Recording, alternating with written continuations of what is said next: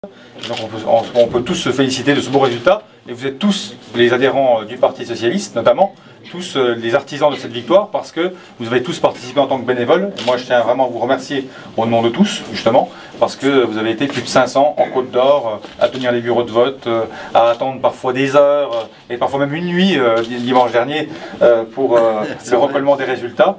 Et vraiment, je crois qu'on peut tous être fiers ce soir, voilà, de ce résultat collectif. Et ça fait vraiment du bien que de voir que le peuple de gauche, effectivement, s'est déplacé en masse, en fait, pour désigner notre candidat à la présidentielle, le candidat socialiste. Donc bravo à toutes et à tous, c'est ce que je voulais vous dire.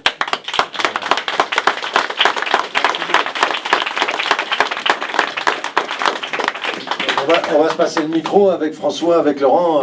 Je ne vais pas dire grand-chose d'autre que félicitations d'abord à toutes celles et à tous ceux. Sur la France, c'est près de 10 000 militants, sympathisants qui se sont mobilisés pour tenir les bureaux de vote, pour organiser cette primaire qui a été un véritable succès démocratique. Au total, ça sera donc près de 3,5 millions de personnes qui se seront déplacées entre les deux tours pour voter à cette élection. Le danger, quand on convoque le peuple de gauche, c'est qu'il ne vienne pas. Là, il est venu, et ça traduit la volonté de changement qui existe aujourd'hui dans notre pays. Les Français veulent de la justice, ils veulent la justice sociale, ils veulent la justice fiscale, ils veulent une autre politique. Et cette autre politique, il n'y a que la gauche qui pourra la porter. Maintenant, ce soir, on a un leader incontesté.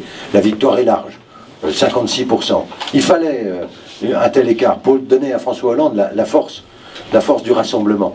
La force du rassemblement. Parce que si nous ne savons pas nous rassembler, nous ne gagnerons pas l'élection. Il faut toujours se rassembler. Et ça, je sais que François Hollande en est capable. Il a su éviter pendant les primaires toute forme d'attaque personnelle. Il a su résister aux petites piques. C'est l'homme du rassemblement. Mais c'est l'homme du rassemblement pour la victoire.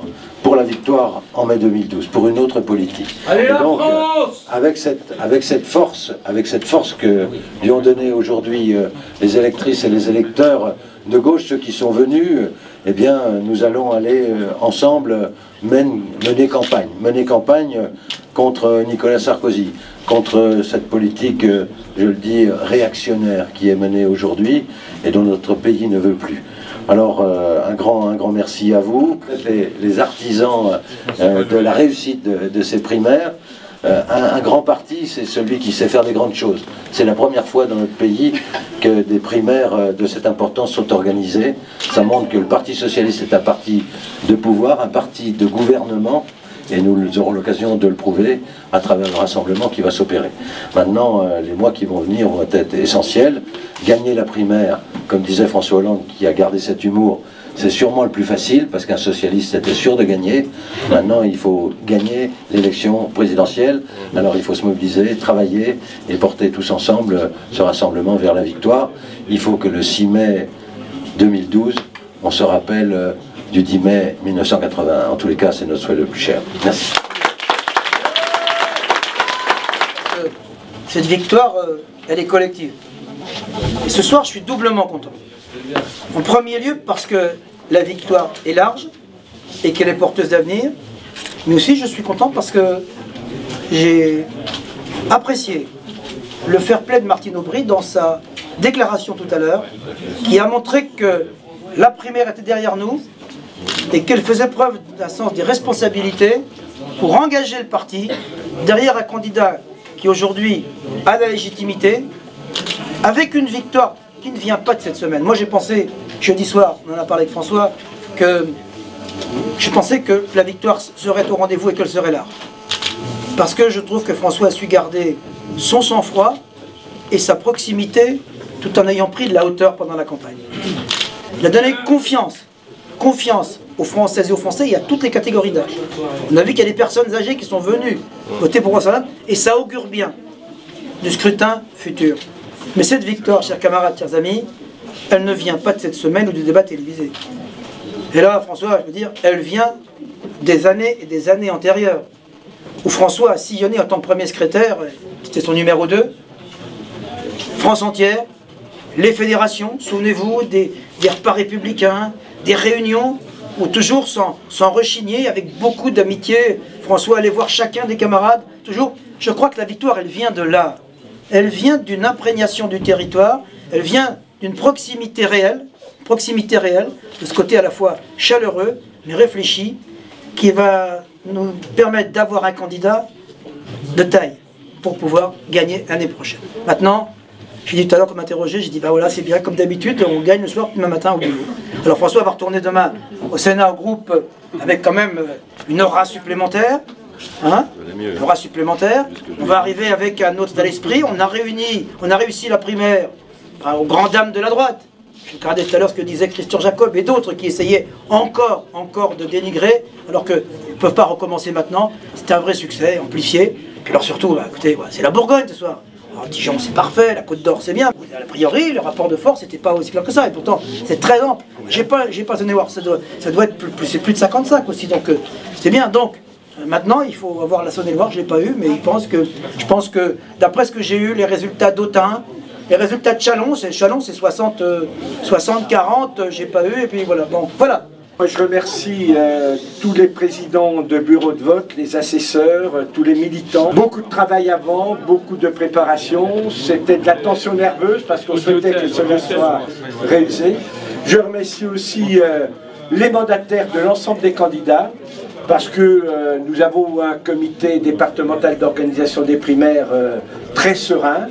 Je pense qu'on a joué la transparence totalement. La presse a été invitée à venir à tous les moments cruciaux, elle est encore là. Et puis, remercier aussi Daniel Cadou qui est encore en train d'officier parce que avec Christelle Sylvain, qui est encore 3 qui travaillent là-haut. Parce que ça, c'est les résultats donc, qui ne sont pas encore validés par le représentant de la haute autorité. Mais bon, quelques mois après, on est sûr du coup. Et bon, il y a Daniel Cadou qui va encore travailler jusqu'à peut-être encore 1 ou 2 heures pour valider tous ces résultats. Montrer qu'il y a une différence entre une Assemblée nationale conservatrice et réactionnaire et un Sénat progressiste, parce que c'est la vérité aujourd'hui.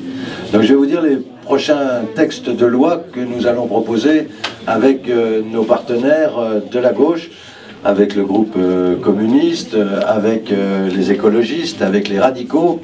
On va commencer par vous proposer et voter, parce que maintenant quand on propose on peut le voter, dès le 2 novembre la scolarisation obligatoire à 3 ans. Nous allons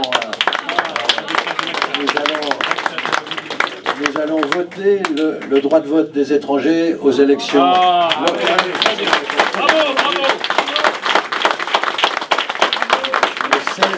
Le 16 novembre.